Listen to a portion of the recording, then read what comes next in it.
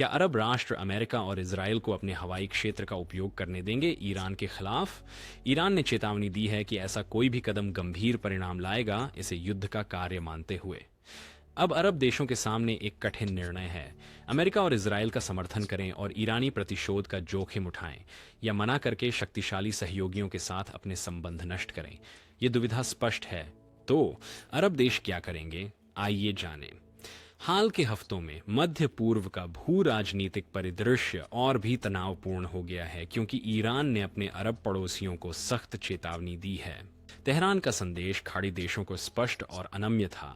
यदि वे अपने हवाई क्षेत्र या सैन्य अड्डों को अमेरिका या इजराइल के हमलों के लिए उपयोग करने देते हैं, तो परिणाम गंभीर होंगे। यह साधारण कूटनीतिक अनुरोध नहीं है, यह एक अंतिम चेतावनी है।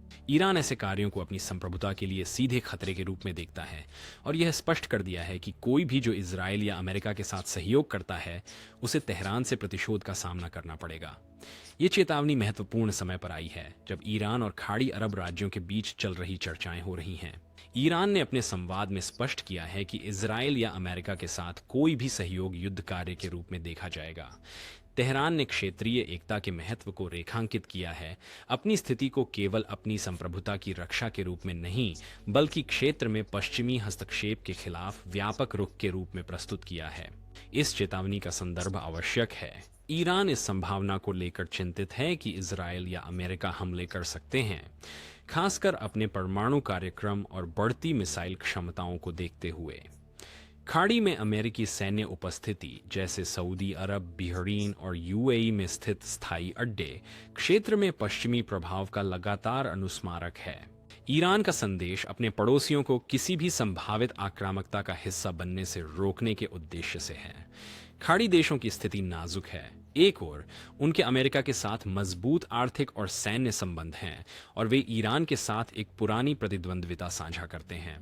दूसरी ओर ईरान एक शक्तिशाली क्षेत्रीय खिलाड़ी है, और तेहरान के साथ खुला संघर्ष पूरे क्षेत्र को अस्थिर कर सकता है। खाड़ी देश, विशेष रूप से सऊदी अरब और यूएई, को संभावित संघर्ष में ईरान के खिलाफ पश्चिमी ताकतों के साथ बहुत करीबी तालमेल की संभावनाओं को तौलना होगा। तेहरान की चेतावनी ने तनाव बढ़ा दिया है, और इन देशों की प्रतिक्रिया मध्य पूर्वी भू राजनीति का भविष्य आकार देगी। इसके अलावा तेहरान के संदेश ने क्षेत्र में गठबंधनों की बढ़ती कमजोरी को रेखांकित किया है। खाड़ी देश अपनी ऐतिहासिक रूप से अमेरिका और इजराइल के साथ संरेखण के बावजूद ईरान के खिलाफ सैन्य कार्यों की अनुमति देने के संभावित परिणामों पर विचार करना होगा। इन देशों के लिए एक प्रमुख चिंता ईरान द्वारा उनके तेल ढांचे पर प्रतिशोध का खतरा है, जो बड़े आर्थिक व्यवधान का कारण बन सकता है। ईरान के लिए यह ताकत का प्रदर्शन है, अपने पड़ोसियों को यह याद दिलाने का एक तरीका कि उसके खिलाफ किसी भी कार्य पर जवाबी कार्रवाई की जाएगी। आने वाले हफ्ते यह तय करने में महत्वपूर्ण होंगे कि यह स्थिति कैसे विकसित होती है। क्या खाड़ी राज्य ईरान की चेतावनी सुनेंगे और संभावित अमेरिकी या इजराइल हमलों से खुद को दूर करेंगे, या क्या वे पश्चिम के साथ सही दिशा में आगे बढ़ते रहेंगे? दांव ज्यादा नहीं हो सकते। जबकि इजराइल और अमेरिका को कमजोर करने के लिए ईरान ने अरब देश को चेतावनी दी है, तो ईरान ने इजराइल के खिलाफ क्या कार्रवाई करने की योजना बनाई है? ईरान के कूटनीतिक प्रयासों का उद्देश्य अपने अरब पड़ोसियों को इजराइल या अमेरिका का समर्थन करने से रोकना है। तेहरान इजराइल के साथ एक बड़ी टकराहट के लिए तैयारी कर रहा है। सालों से ईरान ने अपनी सैन्य क्षमताओं को लगातार बढ़ाया है, और हाल की घटनाओं से पता चलता है कि इस्लामी गणराज्य इजराइल के खिलाफ कुछ अधिक निर्णायक योजना बना रहा है। तेहरान का रणनीतिक उद्देश्य केवल इजराइल या अमेरिका के हमले से बचे रहना नहीं है, बल्कि इजराइल की सैन्य और आर्थिक शक्ति को कमजोर करना है, मध्य पूर्व में शक्ति संतुलन को बदलना है। ईरान ने अपनी मंशा स्पष्ट कर दी है। वह इजराइल को केवल एक दुश्मन के रूप में ही नहीं देखता, बल्कि क्षेत्र में पश्चिमी साम्राज्यवाद के विस्तार के रूप में मानता है। तेहरान ने इजराइल के प्रति अपने विरोध को मध्य पूर्व में अमेरिका के व्यापक प्रभाव के खिलाफ संघर्ष के रूप में प्रस्तुत किया है। ईरान की योजना इजराइल के सैन्य और आर्थिक केंद्रों को सटीक मिसाइल हमलों से निशाना बनाने की है। हाल के महीनों में ईरान ने अपनी मिसाइल उत्पादन को तीव्र कर दिया है और अपनी खुफिया क्षमताओं को बढ़ाया है। इजराइल के महत्वपूर्ण ढांचों की पहचान करने पर ध्यान केंद्रित किया है, जो सबसे अधिक हमलावर होंगे। ईरान की रणनीति केवल सैन्य वर्चस्व की नहीं है, ये आर्थिक युद्ध के बारे में भी है। तेहरान इजराइल के महत्वपूर्ण आर्थिक केंद्रों को निशाना बनाकर देश की अर्थव्यवस्था को नुकसान पहुंचाना चाहता है, जिससे आंतरिक अस्थिरता पैदा हो सके जो किसी भी लंबी अवधि के संघर्ष में उसकी दृढ़ता को कमजोर कर सके। ईरान के नेतृत्व ने स्पष्ट कर दिया है कि वे एक पूर्ण पैमाने पर टकराहट के लिए तैयार हैं। हालिया ऑपरेशन ने इजराइल से ईरान को महत्वपूर्ण खुफिया जानकारी प्रदान की है, जिसका प्रयोग तेहरान एक प्रचंड हमला करने के लिए करने की योजना बना रहा है। दूसरी ओर इजराइल ईरान से आने वाले खतरे से भली भांति वाकिफ है। उसकी मिसाइल रक्षा प्रणालियां जैसे कि आयरन डोम दुनिया में सबसे उन्नत हैं। हालांकि ईरान इजराइल की रक्षाओं को शीयर वॉल्यूम का फायदा उठाकर चित्त करने की उम्मीद कर रहा है। हजारों मिसाइलों को एक साथ लॉन्च करके तेहरान इजराइल की मिसाइल शील्ड में किसी भी दरार का फायदा उठाना चाहता है, जिससे कि पर्याप्त मिसाइल अपने लक्ष्यों तक पहुंच सकें और महत्वपूर्ण नुकसान पहुंचा सकें। ईरान की योजना केवल अल्पकालीन प्रतिशोध की नहीं है, वह इजराइल के साथ अपनी टकराहट को एक बड़े लंबे समय की रणनीति का हिस्सा मानता है, ताकि क्षेत्र में पश्चिमी प्रभाव को कमजोर किया जा सके। ईरान को लगता है कि इजराइल पर हमला करके वह मध्य पूर्व की भू राजनीतिक गतिशीलता को बदल सकता है, खुद को प्रमुख क्षेत्रीय शक्ति के रूप में पेश कर सकता है। ईरान का उद्देश्य इजराइल और अमेरिका दोनों को कमजोर करना है, जिससे एक शक्ति शून्य उत्पन्न होगा जिसे ईरान और उसके सहयोगी भर सकते हैं। इस संघर्ष का अगला चरण महत्वपूर्ण होगा। इजराइल पीछे हटने के कोई संकेत नहीं दिखा रहा है और कोई भी ईरान मिसाइल हमला लगभग निश्चित रूप से इजराइल के बड़े जवाबी हमले को ट्रिगर करेगा। हालांकि तेहरान को लगता है कि वह इजराइल के प्रतिरोध को सह सकता है और संघर्ष में और शक्तिशाली बनकर उभर सकता है। ईरान के नेतृत्व इसे केवल इजराइल को कमजोर करने का अवसर नहीं, बल्कि मध्य पूर्व में शक्ति संतुलन को स्थायी रूप से बदलने का अवसर मानता है। लेकिन कितनी तैयार है ईरान हजारों मिसाइलें इजरायली सैन्य और आर्थिक केंद्र पर लॉन्च करने के लिए? ये याद दिलाने के लिए कृपया वीडियो को लाइक और शेयर करें और हमारे चैनल को सब्सक्राइब करें, ताकि अफ्रो इतिहास, राजनीति, अर्थव्यवस्था और बदलते परिदृश्य पर और वीडियो देख सकें। चलिए अब आगे बढ़ते हैं। ईरान की मिसाइल क्षमताएं वर्षों से इसकी सैन्य रणनीति का एक प्रमुख हिस्सा रही हैं। इस्लामी गणराज्य ने एक बड़ा और परिष्कृत मिसाइल शस्त्रागार विकसित किया है, जो मध्य पूर्व के पूरे क्षेत्र में गहरी इजराइल तक के लक्ष्यों को भेदने में सक्षम है। ईरानी सैन्य अधिकारियों ने बार बार कहा है कि वे यदि संघर्ष शुरू होता है तो इजरायली सैन्य और आर्थिक केंद्रों पर हजारों मिसाइलें लॉन्च करने के लिए तैयार हैं। यह तैयारी केवल सैद्धांतिक नहीं है। तेहरान ने मिसाइल उत्पादन और खुफिया जानकारी में भारी निवेश किया है, ताकि यह सुनिश्चित हो सके कि वह इजराइल को भारी क्षति पहुंचा सके। ईरान की मिसाइल रणनीति के मुख्य तत्वों में से एक है संख्या। ईरान की मिसाइल बलों को शत्रु रक्षा को अवरुद्ध करने के लिए बड़ी संख्या में मिसाइलें जल्दी से लॉन्च करने के लिए डिजाइन किया गया है।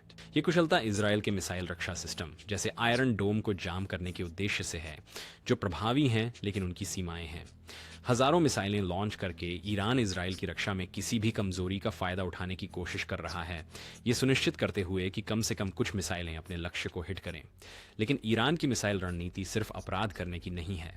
तेहरान ने अपनी मिसाइलों की सटीकता में सुधार करने पर भी ध्यान केंद्रित किया है। हाल के वर्षों में ईरान ने नई मिसाइल सिस्टम विकसित की हैं, जिनमें उच्च सटीकता है, जो विशेष लक्ष्यों को काफी हद तक सटीकता के साथ हिट करने में सक्षम हैं। इसका मतलब है कि ईरान इजराइल के सबसे महत्वपूर्ण सैन्य और आर्थिक बुनियादी ढांचे को लक्षित कर सकता है, जैसे कि एयरबेस, पावर प्लांट और वित्तीय केंद्र।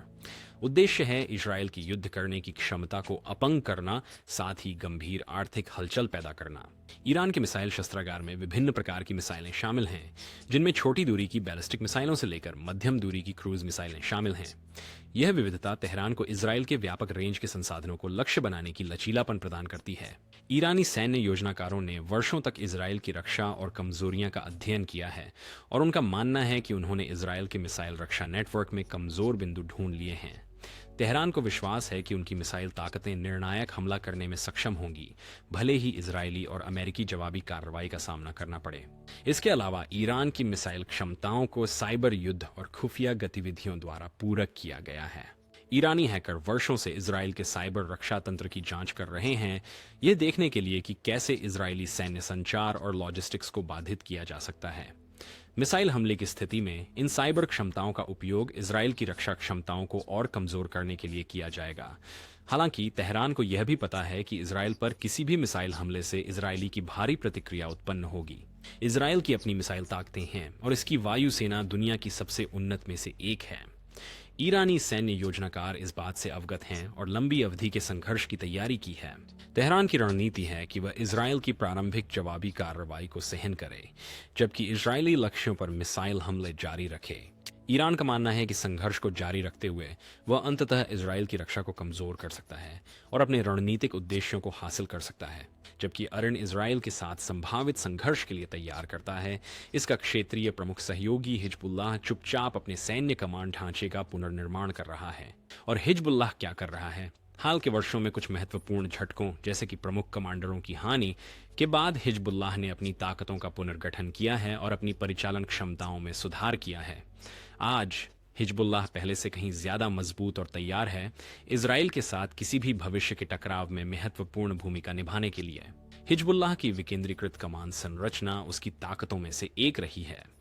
पारंपरिक सेनाओं के विपरीत हिजबुल्लाह की सैन्य संगठन को लचीला और सख्त डिजाइन किया गया है।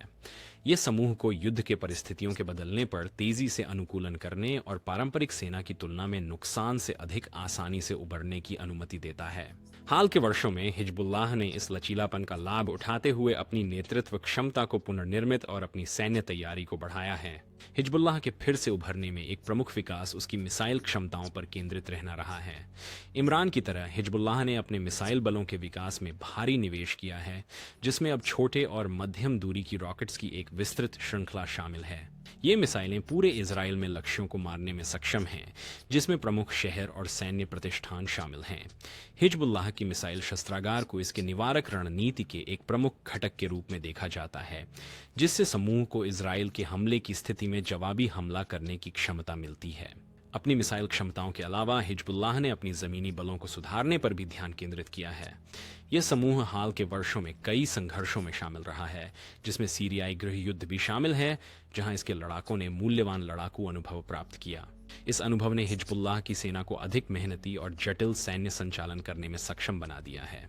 हिजबुल्लाह ने अपने भूमिगत सुरंग नेटवर्क का विस्तार भी किया है, जिसका उपयोग यह लड़ाकों और हथियारों के परिवहन के लिए करता है, जिससे इजरायली बलों के लिए इसके बुनियादी ढांचे को निशाना बनाना अधिक कठिन हो गया है। हिजबुल्लाह का पुनरुत्थान सिर्फ सैन्य शक्ति के बारे में नहीं है। इस समूह ने लेबनान में अपनी राजनीतिक स्थिति को भी मजबूत किया है, जहां सरकार में इसका प्रमुख भूमिका है। यह राजनीतिक शक्ति हिजबुल्लाह को सापेक्ष स्वतंत्रता से काम करने की क्षमता देती है, जिससे यह बिना किसी घरेलू विरोध के अपने सैन्य तैयारियों पर ध्यान केंद्रित कर सकता है। हिजबुल्लाह के नेतृत्व ने यह स्पष्ट कर दिया है कि यह इजराइल के साथ सामना करने के लिए तैयार है और अगर हमला हुआ तो यह प्रतिशोध करने में संकोच नहीं करेगा। हिजबुल्लाह के कमान संरचना का पुनर्निर्माण ईरान की व्यापक क्षेत्रीय रणनीति का एक प्रमुख तत्व है। हिजबुल्लाह को मजबूत बनाकर ईरान सुनिश्चित करता है कि इजराइल को कई मोर्चों पर खतरे का सामना करना पड़ेगा, जिससे इसकी रक्षा रणनीतियों को जटिल बना रहेगा। हिजबुल्लाह की तैयारी भी एक निवारक के रूप में कार्य करती है, जिससे इजराइल को लेबनान या सीरिया में किसी बड़े पैमाने पर अभियान शुरू करने से पहले सोचना पड़े। जबकि ईरान और हिजबुल्लाह मिलकर काम कर रहे हैं, यमनी क्या कर रहे हैं? क्या अरब नेताओं को यमनियों को इजराइल के खिलाफ लड़ने की अनुमति देनी चाहिए? इसके परिणाम क्या होंगे? जैसे ही ईरान, इजराइल और हिजबुल्लाह के बीच तनाव बढ़ता है, यमन के हूती विद्रोही क्षेत्र में इस बढ़ती इजराइल विरोधी वक्तृताओं में अपनी आवाज भी मिला रहे हैं। हूती, जो लंबे समय से ईरान के साथ हैं, ने अरब नेताओं से आग्रह किया है कि उन्हें इजराइल के खिलाफ लड़ाई में शामिल होने की अनुमति दें। यमन के नेतृत्व को इजराइल के साथ संघर्ष एक व्यापक क्षेत्रीय संघर्ष का हिस्सा मानता है और वे स्वयं को उसी प्रतिरोध आंदोलन का हिस्सा देखते हैं जिसमें ईरान और हिजबुल्लाह शामिल हैं। हूतियों की मांग अरब नेताओं के लिए महत्वपूर्ण सवाल उठाती है। क्या उन्हें यमनियों को इजराइल के खिलाफ लड़ने की अनुमति देनी चाहिए या फिर ऐसा कदम पहले से अस्थिर क्षेत्र को और उत्तेजित करेगा? हूतियों के लिए इजराइल के खिलाफ लड़ने का मौका सिर्फ विचारधारा की बात नहीं है, यह उनके सैन्य शक्ति को साबित करने और व्यापक क्षेत्रीय संघर्ष में वैधता प्राप्त करने का अवसर है। हूतियों ने पहले ही सऊदी अरब और यूएई पर हमले करके अपनी मिसाइल क्षमता का प्रदर्शन किया है। इजराइल के खिलाफ लड़ाई में शामिल होने से उन्हें अपनी सैन्य क्षमताओं को और दिखाने का मौका मिलेगा। हालांकि यमनियों को इजराइल के खिलाफ लड़ाई में अनुमति देने के परिणाम हो सकते बहुत हैं। दूरगामी। अरब नेताओं के लिए यह निर्णय सिर्फ यमन के बारे में नहीं है, बल्कि व्यापक क्षेत्रीय गतिशीलताओं के बारे में है। हौथियों के साथ अधिक निकटता से जुड़ने पर यह अन्य अरब देशों, खासकर उन देशों से अलगाव पैदा कर सकता है जिन्होंने इजराइल के साथ संबंध सामान्य किए हैं। ये क्षेत्र को एक व्यापक संघर्ष में खींच सकता है, जिसमें अधिक देश इजराइल के खिलाफ लड़ाई में शामिल हो सकते हैं। यमन की इस संघर्ष में भागीदारी से देश में पहले से ही नाजुक शांति प्रक्रिया और जटिल हो सकती है। हौथी सऊदी समर्थित यमनी सरकार के साथ एक गृह युद्ध में लगे हैं और एक व्यापक क्षेत्रीय संघर्ष में उनकी भागीदारी किसी शांति समाधान की उम्मीद को और देरी दे सकती है। हौथियों के लिए इजराइल से लड़ना उनकी वैधता को बढ़ावा देने का एक तरीका माना जा सकता है, लेकिन ये यमन के भीतर विभाजन को भी गहरा कर सकता है, जिससे शांति और भी कठिन हो जाएगी। अरब नेताओं के लिए व्यापक सवाल यह है कि यमनियों को इजराइल से लड़ने की अनुमति देने से उनके दीर्घकालिक हित सधते हैं या नहीं। एक ओर यह ईरान और हिजबुल्लाह के साथ एकजुटता का प्रदर्शन माना जा सकता है, जो इजराइल के खिलाफ क्षेत्रीय प्रतिरोध को मजबूत करता है। दूसरी ओर यह और देशों को एक ऐसे संघर्ष में खींचने का जोखिम रखता है जो नियंत्रण से बाहर हो सकता है। यह निर्णय केवल यमन के लिए ही नहीं, बल्कि पूरे मध्य पूर्व के लिए दूरगामी प्रभाव डालेगा। अब सवाल यह है, जैसे यमनी, ईरान और हिजबुल्लाह एकजुट होते हैं, इजराइल और अमेरिका का भविष्य कैसा होगा? यमन के हौथी विद्रोही, ईरान और हिजबुल्लाह के बीच उभरते गठबंधन से मध्य पूर्व की शक्ति गतिशीलता में एक खतरनाक बदलाव का संकेत मिलता है, जिसके इजराइल और अमेरिका के लिए गहरे प्रभाव हैं, क्योंकि ये ताकतें इजराइल का सामना करने और क्षेत्र में अमेरिकी प्रभाव का मुकाबला करने के साझा लक्ष्य के तहत एकजुट होती हैं। दोनों देशों के लिए भविष्य और अधिक अनिश्चित दिखाई देता है। इस गठबंधन में प्रत्येक अभिनेता की अपनी विशेष ताकतें हैं। हिजबुल्लाह की मजबूत सैन्य क्षमताएं, ईरान का मिसाइल शस्त्रागार और क्षेत्रीय प्रभाव, और हौथियों की बढ़ती पहुंच और मिसाइल शक्ति मिलकर वे एक एकीकृत मोर्चा बनाएंगे जिस पर इजराइल और अमेरिका को ध्यान देना होगा। यह गठबंधन केवल प्रतीकात्मक नहीं है, ये ईरान द्वारा क्षेत्र में प्रतिरोध आंदोलनों के एक नेटवर्क का निर्माण करने के लिए किए गए समन्वित प्रयास का प्रतिनिधित्व करता है, जो लेबनान से यमन तक फैला है, जहां प्रत्येक इजराइल को चुनौती दे सकता है और अमेरिकी हितों को कमजोर कर सकता है। ईरान ने लंबे समय से असम्मित युद्ध की एक रणनीति का पालन किया है, जहां उसके सहयोगी उन संघर्षों में संलग्न होते हैं जो तेहरान के व्यापक रणनीतिक हितों को पूरा करते हैं।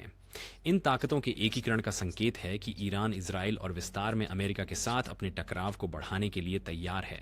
इजराइल के लिए यह उभरता हुआ गठबंधन एक भयावह परिदृश्य बनाता है, जहां विभिन्न मोर्चों से खतरे उभर रहे हैं। उत्तर में हिजबुल्लाह एक शक्तिशाली ताकत बनी हुई है, जो हजारों मिसाइलों से लैस है, जो इजरायली क्षेत्र में गहराई तक मार कर सकती हैं। हिजबुल्लाह की हालिया पुनर्गठन ने उसकी तत्परता और शक्ति को और अधिक बढ़ा दिया है, जिससे वह किसी भी भविष्य के संघर्ष में एक शक्तिशाली विरोधी बन गया है। दक्षिण में ईरान का गाजा और यमन में प्रभाव यह दिखाता है कि इजराइल को कई दिशाओं से एक साथ मिसाइल हमलों का सामना करना पड़ सकता है। इन ताकतों के एकीकरण से एक बहु मोर्चा युद्ध की संभावना बढ़ जाती है, जिसमें इजराइल की मिसाइल रक्षा प्रणाली जैसे कि आयरन डोम हमलों की बड़ी मात्रा के सामने कमजोर पड़ सकती है। अकेले हिजबुल्लाह के पास एक मिसाइल भंडार है जो छोटे राष्ट्रों का मुकाबला करता है, और जब इसे ईरान की क्षमताओं और हूथियों की बढ़ती मिसाइल शक्ति के साथ मिलाया जाता है, तो इजराइल के सैन्य और नागरिक बुनियादी ढांचे पर एक निरंतर और समन्वित हमला होने की संभावना होती है। इस तरह की स्थिति इजराइल की रक्षा क्षमता पर भारी दबाव डालेगी। आयरन डोम चाहे कितना भी प्रभावी क्यों न हो, त्रुटिहीन नहीं है।